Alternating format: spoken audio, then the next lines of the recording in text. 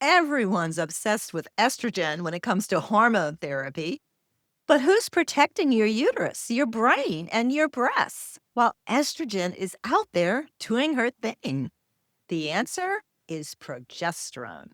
But here's the dirty little secret in the BHRT world: most women are being dangerously underdosed. In this video, I'm going to show you why that's putting you at risk for endometrial cancer, mood swings, and even lawsuits. Buckle up. This is the BHRT truth nobody wants to talk about, but everyone needs to hear. This video is for educational purposes only. It is not medical advice. Always talk with a qualified practitioner before starting or changing anything. So why is progesterone the unsung hero? Progesterone isn't just the sidekick to estrogen, it's the bodyguard. It does way more than just regulate cycles or support pregnancy. Progesterone protects the uterine lining and balances the growth-stimulating effects of estrogen. Progesterone supports mood, sleep, and brain health while offering anti-inflammatory and neuroprotective benefits. Even if you don't have a uterus, you still need progesterone because you still have breasts and a brain to protect. So, why are we focused on estrogen and treating progesterone like an afterthought? Great question. What we have is a dosing disaster of progesterone. The most common mistake in the BHRT world is prescribing just 100 milligrams of progesterone and thinking that's good enough. But study after study shows 100 milligrams may not be protecting the lining of the uterus, also called the endometrium, from becoming too thick due to estrogen and progesterone imbalance. The minimum effective dose for protection is twice that, 200 milligrams. And don't even get me started on progesterone creams.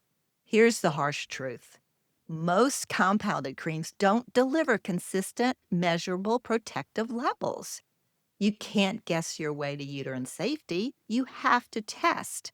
You have to dose correctly, period. Hope is not a strategy, and most women using creams are potentially playing with fire. Would you like my free checklist for safe progesterone use? Download the Progesterone Protection Protocol in the description link below.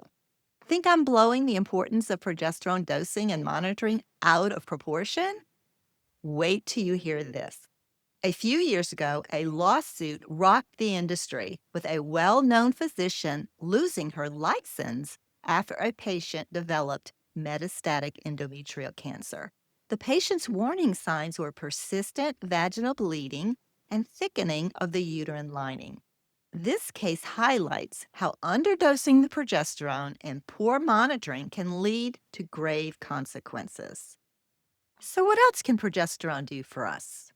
Progesterone is also a brain hormone. Additionally, progesterone supports deep sleep, reduces anxiety, promotes production of new neurons in the brain, and balances the neurotransmitter GABA. If you're only focused on estrogen and you're skipping or skimping on progesterone, you're leaving your brain vulnerable. Next, let's talk about the right dose and delivery method for maximum protection. Here's what the data shows. Oral micronized progesterone at 200 milligrams is the minimum recommended dose. Many of my patients are on significantly more based on their symptoms and lab results. Taken at bedtime, progesterone supports uterine, brain, and breast health. Most compounded creams are unreliable unless tracked and tested religiously. And how do you test progesterone? You test serum, not saliva. That's another way you could lose your license if testing improperly. Saliva readings are unreliable and can result in underdosing risk. So, what do I recommend? Oral micronized progesterone is not just an option. It's crucial for protection against estrogen's risks. Proper serum testing and appropriate titration are essential.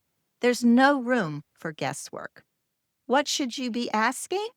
If you're currently on BHRT, ask yourself, am I on 200 milligrams of oral progesterone? Is my progesterone being measured regularly via serum? Am I rubbing a cream on my thigh and just hoping for the best? Hope is not a strategy. Testing plus therapeutic dosing is. In summary, progesterone isn't optional. It's not a bonus. It's not a nice to have. It's your biological insurance policy against estrogen risks and your key to balance, protection, and peace of mind. If you enjoyed this video, be sure to subscribe, like, and hit the bell to be notified when more videos like these are released. If you know a woman using progesterone cream without knowing her levels, send her this video, please. You might just save her uterus. And in the video on the screen, I'm digging into the compounding controversy because not all compounded BHRT is created equal, and the wrong pharmacy could be quietly sabotaging your results.